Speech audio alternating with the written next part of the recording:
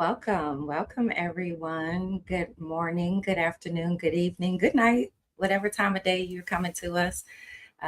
Welcome to Demystifying Mental Health. I'm Dr. Alauna, trauma psychiatrist, and today's show is The Progress Blocker, Black America's PTSD. How do we address the crucial and critical but unseen mental health barriers and challenges that are holding our community back from collective healing? So thank you so much for joining me today. Um, I am in a purple mood. I don't know about y'all, but I'm feeling like a little bit of a combination between red and blue. Okay, so I came to purple. I feel you, Oprah. But listen, we are in a time where it is essential for us to evolve. And what I mean by, sometimes that word triggers people, but I want to.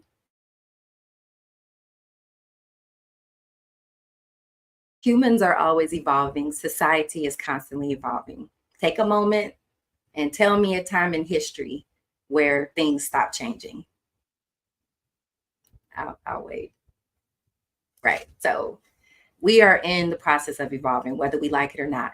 There are pressures on us in our environment.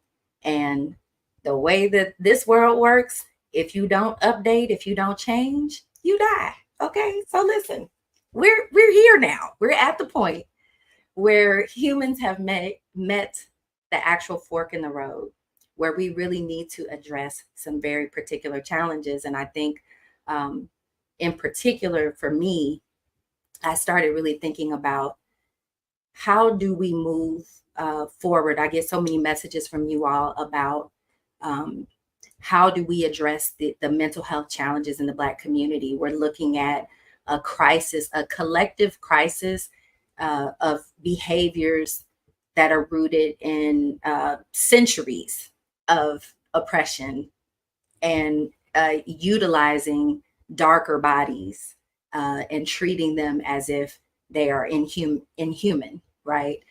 It's a very weird and warped way of looking at the world, but yet here we are, 2024. We're just really starting to ask ourselves, what is the consequence psychologically of all of those years of generational trauma and warping our perspective about ourselves, how we think about our bodies in terms of our gender, our sexuality, how we think about ourselves in terms of our identity, our parenting. All of those things are impacted by the toxic narratives that we've absorbed through all of these perpetual systemic invisible barriers that we run into on the path to success, right? Just living life, minding your brown or Black business in America. You are going to run into things that make you think that something is wrong with you, right? So this tends to cause mental illness. These running into these situations, and we use language like depression and anxiety and stress, and that language is all fine and good, but what's really happening underneath that is trauma. So I got to thinking back in 2015, right? For those of you all that don't know, I'm a psychiatrist. I'm a medical doctor. I went to medical school, Baylor College of Medicine. Shout out to Baylor College of Medicine. So I went to undergrad at Xavier University of Louisiana. It's a HBCU in New Orleans that is excellent at teaching us how to become doctors. And then I went to an excellent institution, Baylor College of Medicine, in order to be trained to be a medical doctor. And in the process of going through medical school and learning how to understand human behavior, I realized that we are not taught enough about our brain, and we're not taught enough about the generational impact of psychological trauma and how that affects our everyday choices and decision making, and especially impacts our beliefs. It's about how we choose, how we make every decision in life is informed by a lot of myths and misconceptions. So I made it my business to debunk those myths, break those barriers, and overturn that stigma. So before I forget about it, do me a favor, like this on whatever channel you're watching it on, whether it's on YouTube or Facebook. Like this, and also make sure that you subscribe so that you can follow, get more information, and be able to learn more about how we can break out of these outdated uh, and obviously ineffective beliefs about mental health and how that's hindering our progress. And that's actually why I started my nonprofit organization, the Dr. Alauna Trauma Recovery Institute, otherwise known as DETRI. And DETRI is on a mission to educate every human being about how their body and brain works, because it all works the same. Every human being on earth that you know, whether they have brown or black skin or long hair or short hair or male or female or other whatever bodies, they have a brain, and that brain is doing things, it's kicking out information, and it is programmed by the painful experiences that we've all had. So you know somebody that needs this information. I know you might be here for you, but make sure you share this with somebody that you know is also dealing with depression, anxiety, stress, and those invisible traumas that challenge us. So let's back up and kind of talk a little bit about the roots of trauma and why it's such an important topic, why it's an unavoidable topic that we have to begin to address in our communities. And I'm actually really excited because, of course, if you've been listening, you hear more and more language in society that's using references to trauma. Now, it may sound weird to say, I'm glad that I'm hearing more about trauma, but 10 years ago, this was not happening. We were experiencing a lot of traumas, but we were not talking about it. It was not being addressed in the zeitgeist. People weren't really talking about it. And now we are actually at this really unique opportunity to talk about how we got here. So I know this is blackdoctor.org, and I'm a Black doctor. So while I know that this does apply to all human beings, because mind you, we are one race, I want, and I'm going to go a little bit deeper into what I mean by we are one race, and we are actually using the wrong language to discuss ourselves. I'm going to come back to that. So historically, let's back up to talk about African American history. And when I say African American history, of course, I'm talking about the history of the country that we now call the United States of America, because there is no separating people's experience out of history. Even as the European ancestors fled from trauma, abuse, and persecution because they wanted to practice their religion their way, come on, in their country, they fled to America and created a secular society that did not revolve around religion. They said, everybody, do what you do. That's the one thing that they for sure got right, right? Our founders messed up a whole lot of other stuff, but guess what? They got that part right.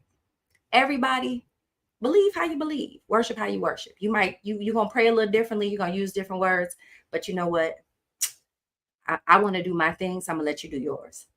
And then they went and kidnapped a whole bunch of African people and said, by the way, Native Americans, we know that you all are here, but because you all don't have the same kind of houses built up on the land like we do over there, which was, by the way, Europe was struggling with all that stuff right there, but we won't go there. Brought a whole bunch of people over here, and together,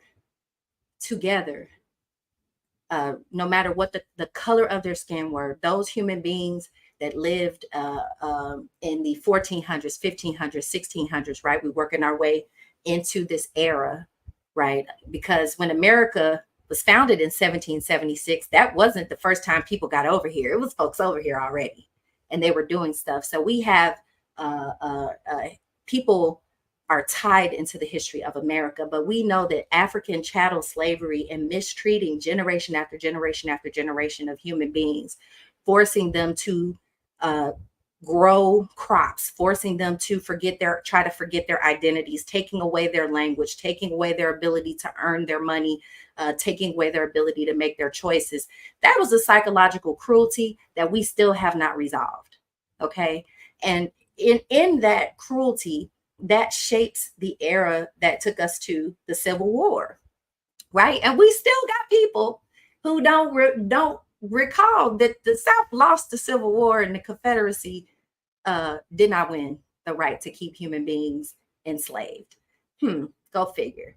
But America still didn't quite get it right, because we had whole eras of Reconstruction where they in all of the rewarding and fixing of the financial stuff, we never addressed the psychological. But of course, we know that the African people, the African descendants, did not receive the money and the repair. They were actually put to work. Often laws were written that entrapped them into prison and into actually building the railroads and the roads and the highways and the infrastructure that we now enjoy today. You're welcome, America. And then we have the Jim Crow era. So yeah, we're still not right. We're still doing psychological trauma because we still are abusing people, right? And I'm talking about Black America, but I also want to point out that living in a space where you're allowed to abuse people, to dismember them, to assault and harass them, to accuse them, to destroy lives, that's an animalistic way of living.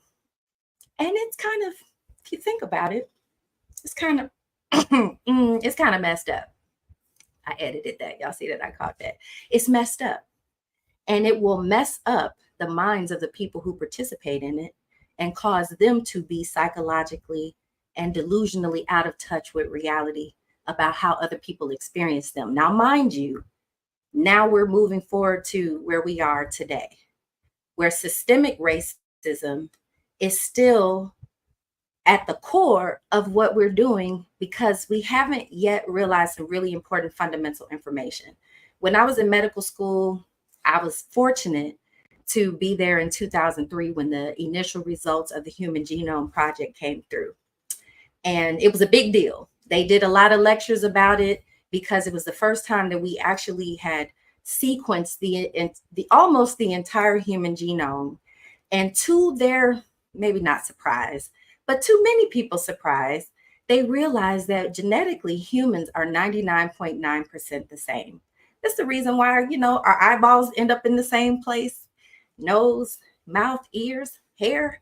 Hopefully you get all your arms and 10 fingers and 10 toes, but sometimes it doesn't work out that way. Okay, so this is some of the realities that we need to accept, that while there is, we all want to come out what we think humanly normal, but the reality is that all kinds of things go sideways in human development, but yet the difference between a male and a female on a genetic level is extremely minuscule, 0.1%. There are so many things in our bodies that they're slightly different, but they're analogs. An analog meaning that, while a woman may have ovaries, but a man has testicles. And so we, just given that comparison, if you think about it, we are more alike than we are different. And that was really the emphasis of the Human Genome Project. But the things that cause disease, dysfunction, they're on a very microscopic level. It's a very small part of what our genome is. We have 6 billion bases in our DNA, and only 0.1% make the difference in every feature that makes us individually different. So the first thing we're doing is we're using the word race wrong. There is no biracial people because there's only one race. It's a human race. There's ethnicity. There's influences of the environment that affected the people who live there that then have represent the rational genetic outcomes of the mixing of those people. So as humans spread from what we now know as Africa, and we spread up over the Caucasus Mountains, we went out into Asia. There were land bridges back then that led them over into North America, all the way down to South America, and all over the place. Our ancient ancestors populated the earth. But now we have some investigating to do, because systemic racism has made us boil down to think of ourselves just as one thing or another.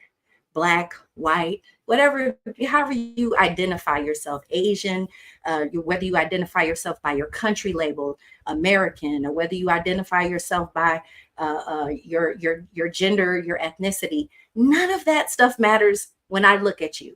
As a trauma psychiatrist, I see an animal, human, and a spirit. I see a creator. I see biology that is doing things, that is impacting the brain and kicking out conclusions that come from how we learn to think about ourselves. And we soak in information from media portrayals of ourselves. You know, we grow up, we watching TV, we're reading books, we're playing video games. We're, at least my generation, we didn't have these kind of video games, but again, it's really about all of the things, the people in your life, your parents, your coaches, your friends, your family, all the things that pour into you that make you understand yourself. They come through a systematically distorted lens of racism, because we still haven't dealt with the literal misidentification of ourselves. So this is where I came to PTSD being not just something that is an individual condition. And I know if you all don't know what PTSD means post-traumatic stress disorder. And I call it the progress blocker because in PTSD, it does some things to your mind and the way that you think about yourself and the way that you think about the rest of the world. And I'm going to touch on those points for the rest of the episode and just laying out some of the myths and the misconceptions that are developed when we're experiencing PTSD. Now, for the record, I want to be clear that the syndrome that happens in individuals with PTSD, I would do a comparison, or I would challenge us to think of this as a societal traumatic stress disorder. The reason that it's not post-traumatic is because the trauma is still happening. Ain't no post nothing. Okay. There's no post anything.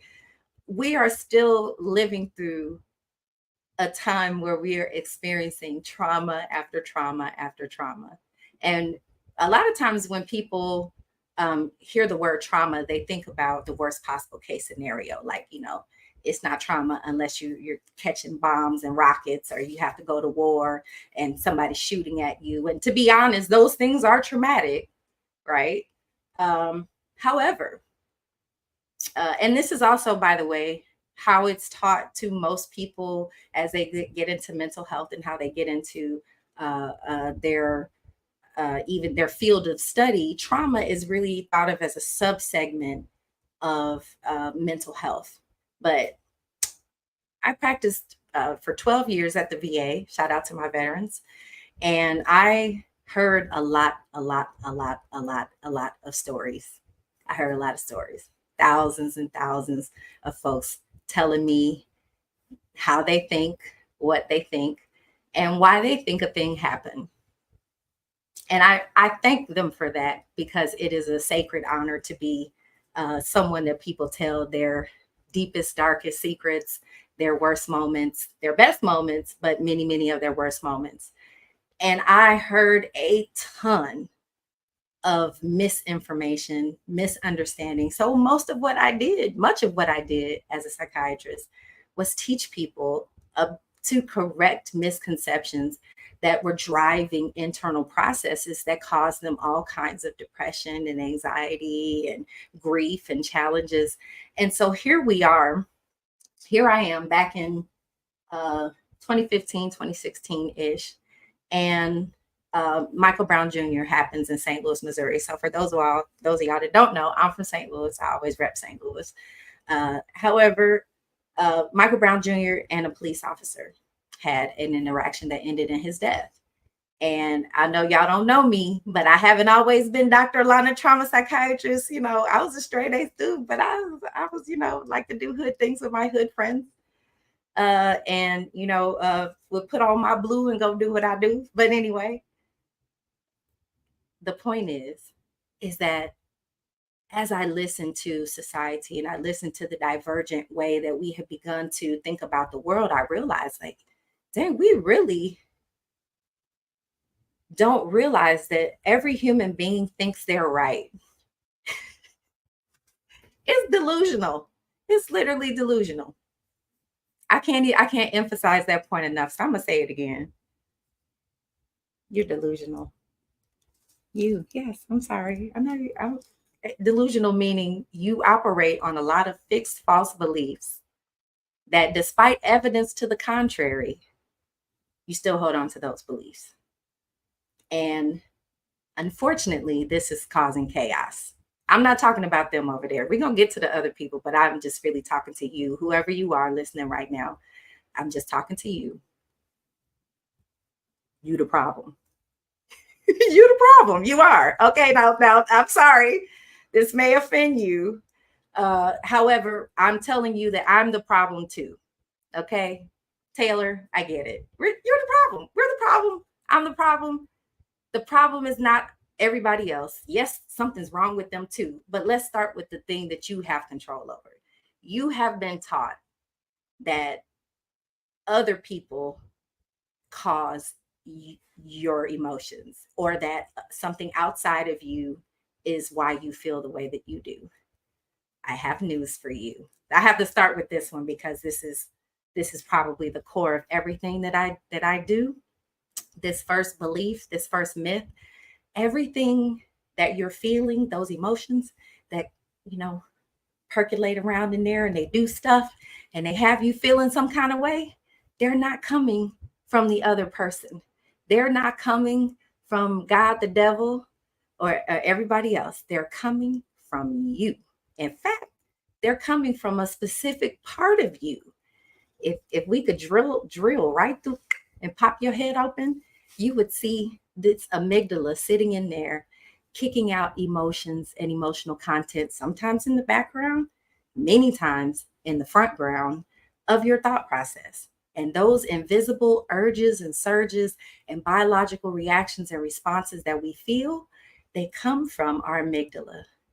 If you're a functional human being, you have an amygdala. It's doing stuff. You don't even know it. You don't even know it. That amygdala over there doing stuff, and you don't even know it. Okay, by the way, I have a podcast called Minding Your Amygdala, where I break down many of the things that the amygdala and the six parts of your primitive brain are doing that help you to understand yourself. So feel free to join on any of your podcasting platforms. Feel free to take a listen to the Minding Your Amygdala podcast, a brain body behavior experience. So let's talk about the myths and the misconceptions or outdated beliefs, because the first one that we talked about was that we don't have emotions, or thinking that our emotions come from somewhere else. Whether you're a man, whether you're a woman, whether you're a child. Matter of fact, let me get right to how we treat children. Just the other day, I heard someone who had their child express to them that they were really upset about something, and that in fact they were dealing with depression and sometimes having suicidal thoughts. And the the mom told me that the dad basically thought he was doing right by telling the kid, like, what are you talking about? You don't know enough about life to feel depressed. I was like, okay. So hopefully we can clear this up right now. Kids have bigger emotional internal experiences than grown-ups do. So just because they're smaller and they're less developed and they have less of a ability to express it, does not mean that they don't have emotions and that their emotions are not really big. In fact, their emotions are bigger because they have less understanding. They have more of a basic thought process. And so in that basic thought process, their big emotions come out in tantrums or behaviors that we don't understand sometimes as parents. But it's now our job to change our language so that we can do a better job of connecting with our kids. So parenting is another element that we have, another myth that we have to address, right? In our parenting, we have a lot of people are like, well, my mom used to do it to me. My daddy did it to me. That's what happened to me. That's my cousin. I turned out fine. Guess what? No, you didn't. I mean, you did. You did. You're okay. But you could be better. You could be better. And the reason that you could be better is because right now, you still don't have enough control over your emotions and enough recognition over how they're impacting you, that you're not responding as effectively as you could to your children and their emotional state. Come on. Lord have mercy. Our parenting strategies were damaged because for so many generations, and we talked about all of the things that Black America has been through, a lot of our parenting was just about keeping our kids alive, survival mode, keeping them from getting abused by somebody, keeping them from getting harmed by, hell, let's keep it real, relatives, neighbors, uncles, cousins, daddies, brothers, step family, whatever. Let's keep it real. There's a lot of damage that has happened that we haven't even really begun to talk about. The few brave souls that really get out there and begin to tell their stories, we always think of them as so remarkable, to get book and movie deals and all these things. But guess what? These type of abuses are prevalent in our society, and many people don't even know that you've been abused, because that's not what we called it. We didn't call it trauma. First of all, we didn't call it anything because we didn't talk about it. Another myth and misconception, maybe. We don't talk about that stuff. You better go give it to God. Listen, you better go pray about it. You better tarry. Listen, that brings us to another area that's affected, another myth and misconception area. That's our religion. Religion has both a role in healing and a role in perpetuating psychological trauma. From a healing standpoint, we have leaned on what we know. And what we have known is the language of whatever cultural belief is deeply ingrained in that community. And so for some people, it's Christianity. And of course, there's many different versions of that. For other people, it's Islam, it's Judaism, it's Confucianism, Buddhism, Hinduism. For some people, it's none of that. They're fine. They're like nothing at all. For Satanism, there's so many different cultural ways of approaching and believing about the all, about the spirit, about whatever created us, about God, Allah, Yahweh. He or she that shall not be named, however you think of it, however you want to address it. We've always searched for meaning and understanding and a higher appreciation of divinity. And guess what?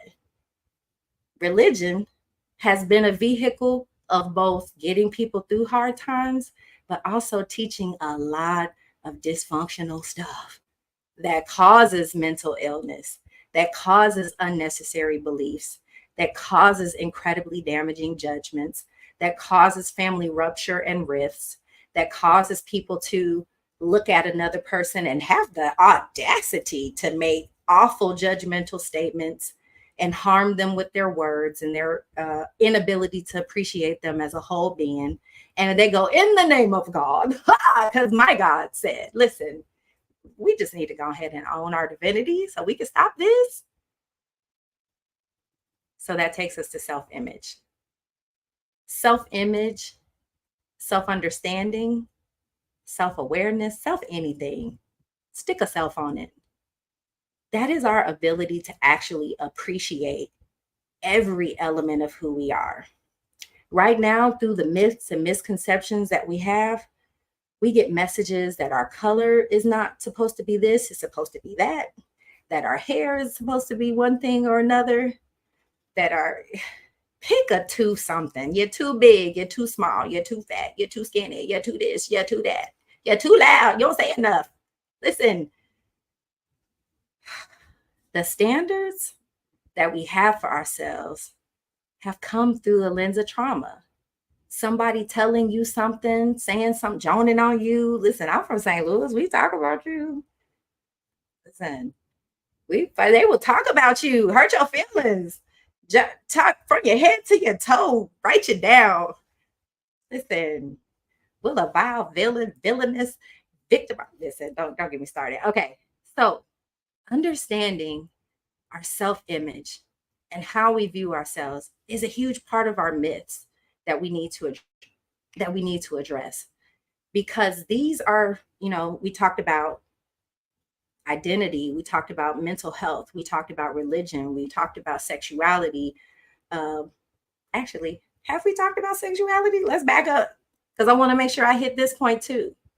The homophobia and the fear and vilification of people that are different than you is a product of untreated trauma. And when a person is traumatized, they have a tendency, their brain has a tendency. Now, y'all gonna have to come to the trauma cure to get the details, but your brain has a tendency to look for trauma and to spot it, even if it's not there.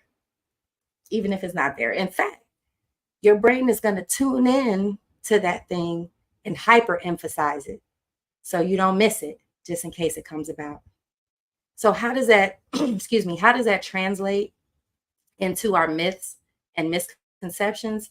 That translates into us thinking that anything that's different than what we do and how we conceptualize it, because we haven't ever been taught to consider, like, hey, my belief system is just that.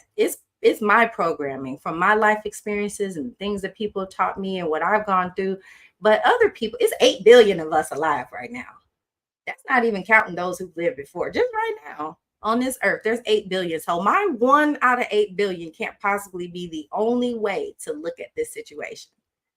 Now, taking us back to sexuality, because we have so much influence about how we look at someone practicing their body different than ours, that in our mind generates a response, a reaction, an emotion, a discomfort, a fear of what that might mean.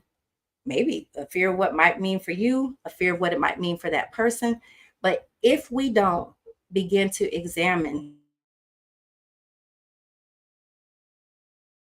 people who live different than us, we will continue to create more trauma in the Black community. Now, that goes to also gender roles. Traditional gender roles are harming us. It's harming our ability to have healthy relationships. It's hard, whether you're male or female, or whether your relationship is male, male, female, female, doesn't matter what combination it is two human beings attempting to balance a bunch of things that need to get done to have a family, to be financially successful, to raise your own selves, to grow in your work life, whatever that looks like. And sometimes more than two, but we gonna keep it simple today. But our gender roles and us being taught that somehow having a certain appendage stuck to you would make one person higher than another, that those are all dysfunctional thought processes that then lead to an extensive amount of trauma, not just for women, but in particular, it's quite obvious when you look at a woman's experience if we listen to women. But it also harms men. It also harms families. And so really doing the work to consider how gender roles are impacting us is another way that we can really heal ourselves in trauma. I just have a couple more points that I want to touch on. Leadership. We have a really important conversation going on about leadership right now. And for so long, we have had so many stereotypes about Black. And I'm gonna admit I did this even myself. There is no secret that I was supporting Joe Biden. I'm going to support Kamala, and I support sanity and healthy thinking. And so there's really only one space that takes me there.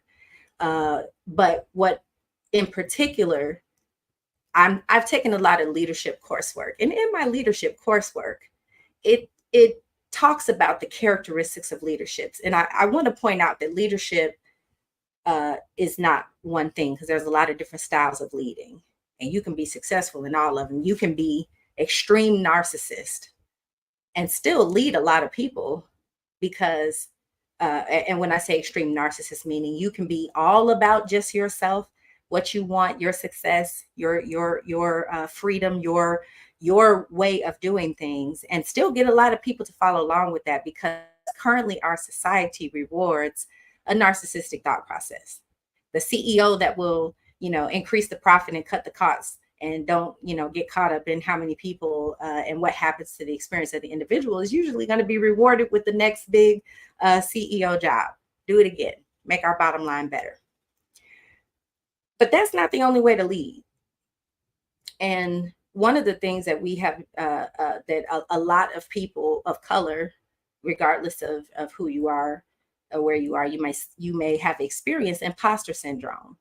And imposter syndrome is one of the, honestly, more difficult thing that people struggle with, but one of the easiest things to treat when we help them look at objectively what they're actually doing. Because to be successful in any job, you do have to have a skill set.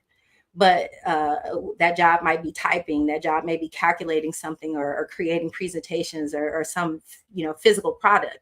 But managing people and interacting with people in the psychological work that people of color have to do against these traumas, these assumptions, these damaging experiences that we have that nobody even wants to acknowledge, that if you're able to be successful with that additional invisible burden, you got it. You are going to be, in comparison, most of the time, more effective at your job than a person who didn't have to do it with all of that headwind. It's like running with a weighted jacket on. When I take that weighted jacket off, I can run faster because my muscles have been developed. They helped us develop some amazing skill sets, and then be jealous when they see it in action. So understanding that even our leadership and how we choose and select. I actually, when Biden stepped aside, I was nervous that America would not support a Black woman, not because she wasn't qualified, because she is the most qualified candidate that you can think of in terms of her record and resume. You can't do those roles, do them as long as she did, do them as successfully as Kamala did, and not have a level of leadership skills and a level of communication and eloquence that's needed to be successful in those roles. So here we are in a space where we have such a stark comparison of leadership, and yet we still have some of our skin folk who will see this comparison and still say, I'm going to go with folks that are using language like, Black jobs, right? And so this really is something we have to look at, because there is trauma somewhere in there. And when you can, I know a lot of people have separations from family members and things that have happened because of these relationships and this damage. But this is part of our PTSD syndrome, right? PTSD typically has 5 elements: a re-experiencing part, like the nightmares, the flashbacks, the physical reactions to things. Number 2, avoidance of conversations, situations, and things that may remind or trigger those experiences. A distortion of the way you see the world through a more negative lens, and physical reactions, physiological hyper reactions that are programmed in your brain and in your nervous system on how to over respond to things. So now, if we think about this symptomatic cluster in terms of how we interact with each other, that brings us to criminality. We need to debunk the stereotypes of Black criminality and really explore how these traumatic situations, like these young men that are getting in these fights, young men and women, let's keep it real, because I was banging.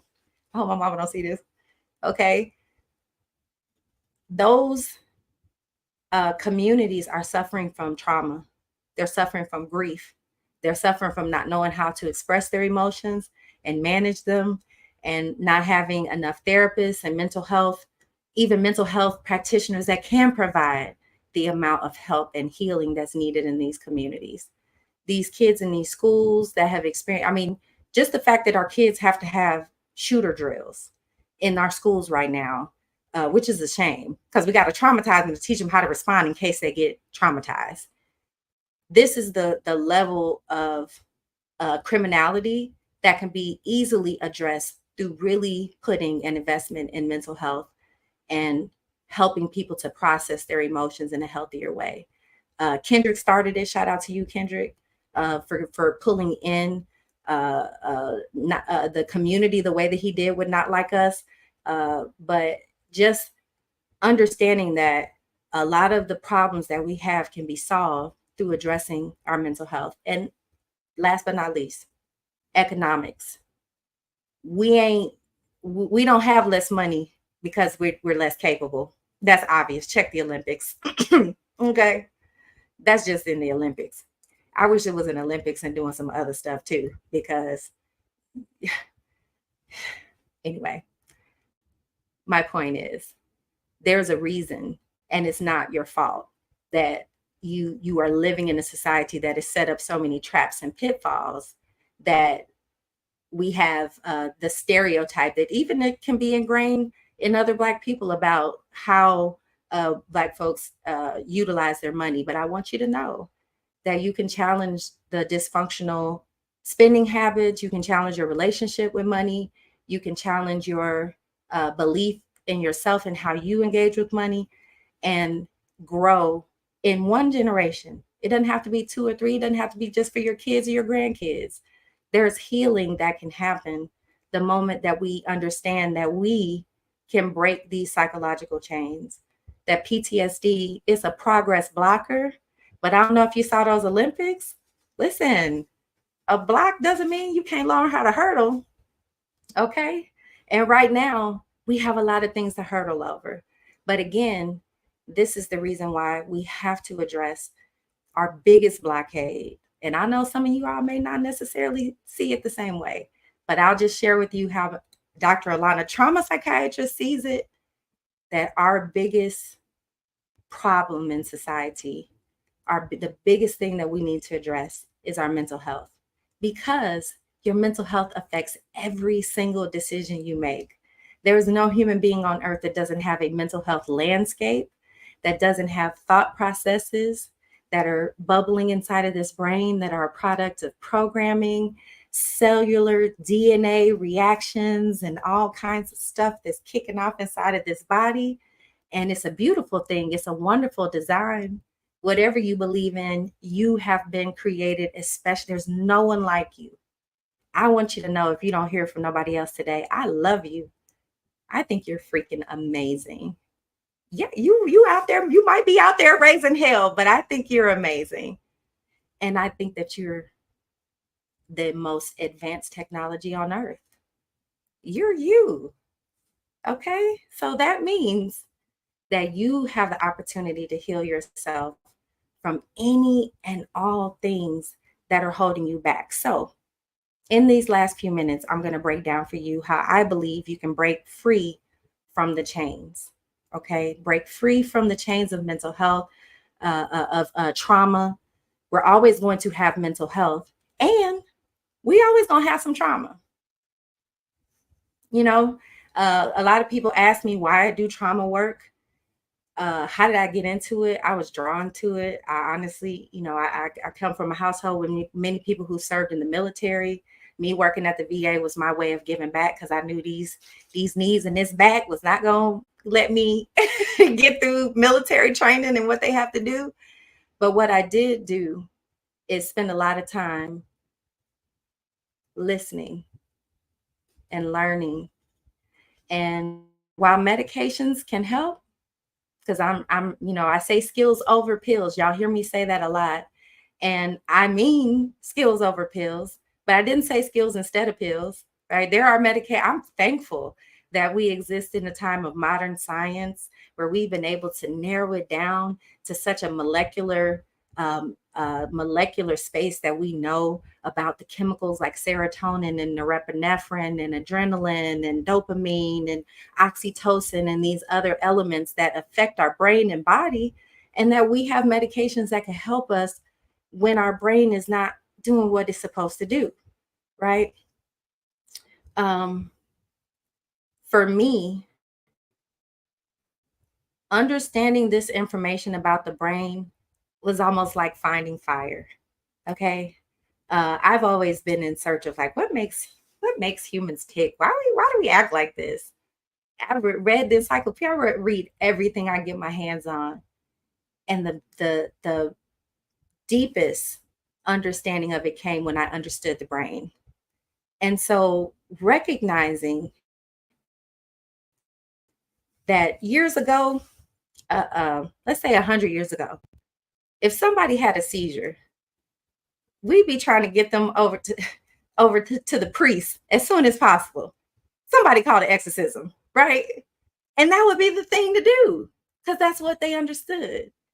However, nowadays, if somebody's having a seizure, most people, not all, but most people would recognize that running them over to the priest might be malpractice. You might get sued for that. That's a bad idea. Get them to the hospital. Get them to a doctor. We got medications for that. Thanks. Okay. Now, What we're doing with mental health right now is just about as bass backwards as running somebody now that's having a seizure over for an exorcism. Okay. We have EEGs that now can tell us what the brain activity is doing, and we understand there's electrical activity going on. I was like, okay. Well, it's the same thing with mental health. When you see people having these struggles, these acting out, rage behaviors, dysfunctional behavior, it's all part of mental health. Mental illness is different than mental health, but understand all of us have to do some focusing on our healing and our recovery. So, how do we break free from the chains? We start actually accepting and understanding that we have had psychological trauma.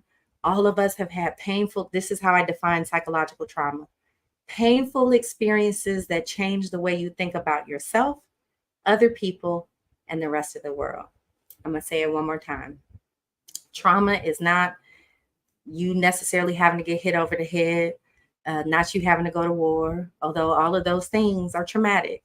If you have a car accident, even if you didn't break your leg, if you did, that's traumatic. Something can't happen to your body without happening to your brain and your psyche too. But even then, even if nothing got broken, you might have some struggles with driving after that, some heightened anxiety, some nervousness. Matter of fact, you might get so jumpy that you can't drive or that you cause an accident because of how that trauma has impacted you. And you might only know words like I feel anxious, nervous, depressed, or other language, but I want you to know that it's your brain.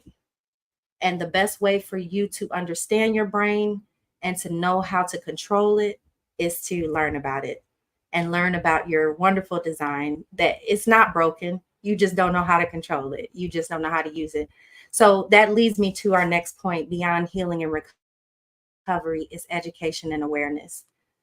The fastest way to heal from mental stresses, struggles, and challenges is to be educated about it.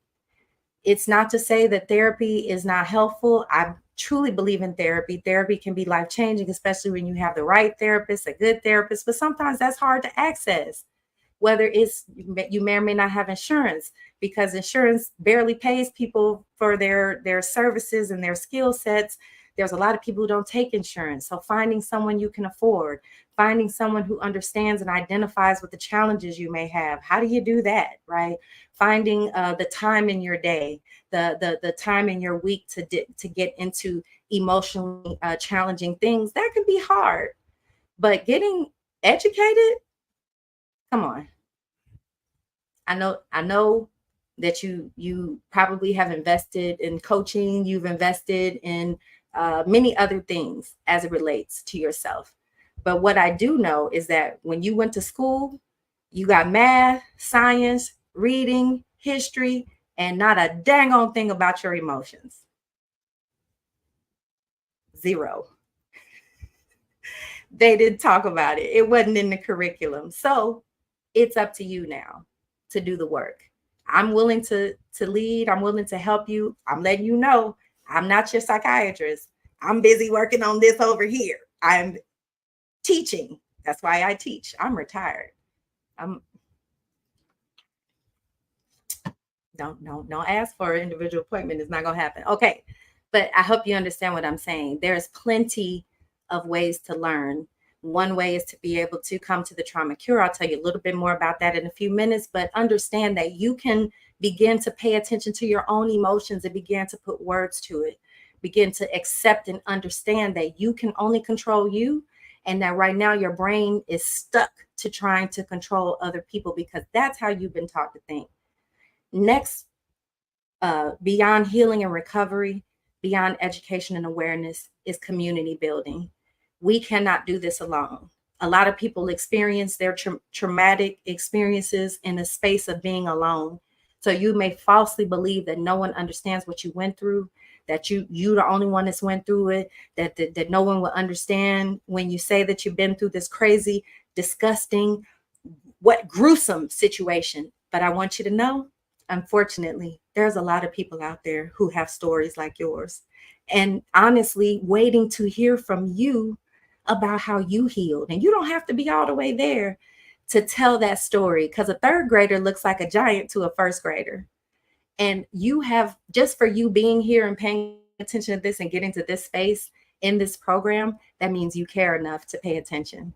That means you know how important it is to find community, and you found community here. So I hope that you follow my page, Dr. Alauna, trauma psychiatrist. I'm on Instagram, Facebook, YouTube, LinkedIn, all of that. However, the most important part of this is that we do it together, because I don't want to just live in a world where I understand this information.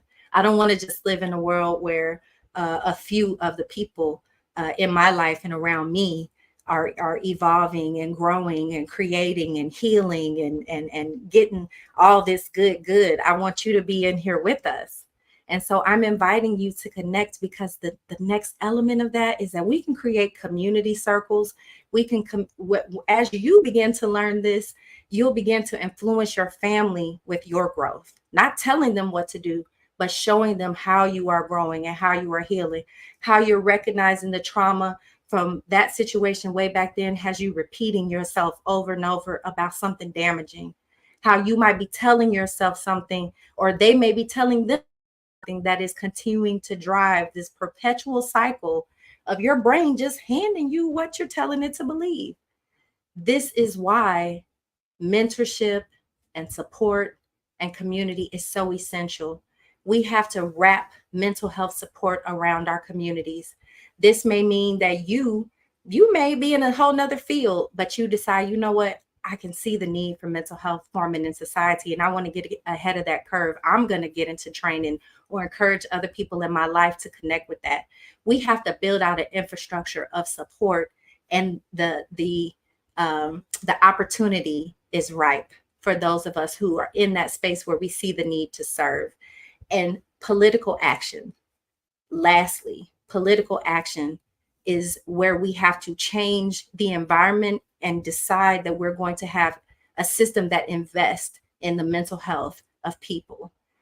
There's nothing that you can do and be successful with if your mind is in fear mode, if your mind is in panic, conspiracy theory, disbelief of reality. You will be unwell. It just, look up a condition called Folie-à-Deux, Folie, ado. It's a condition where a person's psychosis, a person who is experiencing a separation from reality, begins to be so convincing in their belief of this dysfunction that they teach it to the people in their home and their household. You know, a spouse that may have schizophrenia or some beliefs that house back there with that spotlight up there, that's really a camera that's looking at our house. And the more they say it and the more they believe it and the more they act as if it's real, people in the home whose brains are not affected by that particular mental illness begin to take on the thoughts, beliefs, behaviors, and reactions of the person who's experiencing psychosis. Does that sound familiar? So listen, those of us who understand and are still connected to reality and still connected to what is needed in order to move the world forward, we must, what they say, do something. Okay, thank you, Michelle. Do something. But I say, don't boo, vote. Okay, so I can only leave you with these things. Of course, it's always good if we have more time, but we're approaching the end of this episode. And so I hope that I have made the case for why addressing PTSD in the Black community is really addressing PTSD in all of America. Because now we're at this space where we can talk about some ugly things. And I want you to know that when you love something, you don't just only talk about the good stuff about it. When you love something, you can address the good, you can address the bad, you can see beyond the bad and see that maybe, just maybe, those things that we will call bad are challenges that have been shaped through years and years of outdated thought processes and understanding that had not reached science. That we had not yet reached the ability to scan the human body and know that this brain is causing this and this area is doing that, and it's setting off chemicals that are then splashing around, and now you having a panic attack or a nightmare, or you went off and punched somebody. Right? It's it's a blocker for us to continue to damage ourselves with false beliefs. And so I hope that this particular episode has been thought provoking for you in a way that allows you to peel your mind off of what you see other people doing. I know it's hard. I know it's hard. Look at how we're built. You're built with eyes looking out that can see everybody else better than you could see yourself. The only reason I can see myself right now is that I'm looking in the camera, but I can only really see my hands, my feet if I look down. But we walk around all day long in a blind spot. The blind spot is us. And so now, through seeing how trauma is impacting us, understand that it's time to heal. We don't have to do this. It doesn't have to take another 400 years. Matter of fact, it could be today. Now. I don't want to wait. Not a week, not a month. Today. Absolutely, you can start today. And that first place that you start is just by understanding the real core of your challenge and the core of all of our challenge, which is learning who we are, how to control ourselves, and how to be healthier in a society that's unhealthy, right? People ask me all the time, like, Dr. Alauna, I still live in the house with these people. I still have to deal with them every day. I still got to get up and go to work and address that boss. I still have to deal with that thing. How do you make the trauma go away? I can't make it go away. But what I can teach you is how to control it, how to regulate it, how to recognize when your body is going through a trauma cycle, how your mind is creating a narrative that sets off a whole reaction in your body that you can control. So I hope that you join me. Our next trauma cure, and cure stands for Creators Using Radical Empathy, is October 25th through 27th. That's a Friday through Sunday, and it's virtual. You can do it from wherever you are. It's fine. Just be safe and be ready to think, to share. Now, listen, I want you to know that the trauma cure is a space where we're not going to dig all into your past and all the other stuff that you had going on. That's important for you to do, but I'm going to give you the tools to do it yourself and give you the tools to understand how your brain processes information and how that translates into the choices that you make. So join us for the Trauma Cure. You can get your tickets at thetraumacure.com. It's 10 to 3 p.m. That's a Friday through Sunday, Central Standard Time. And we have a good time. We practice mindfulness, we practice meditation, we do movement exercises, and we dig into this information and really get into the details of what it takes to be awakened, informed, and motivated to practice empathy. Shout out to Amanda Gorman for Empathy Emancipates. Come about holla. Okay, listen. Empathy is the answer. So thank you for tuning in. Get your tickets to the Trauma Cure at thetraumacure.com and follow us next month where Demystifying Mental Health is every fourth Thursday at noon Central Standard Time. It's time to evolve. Thank you.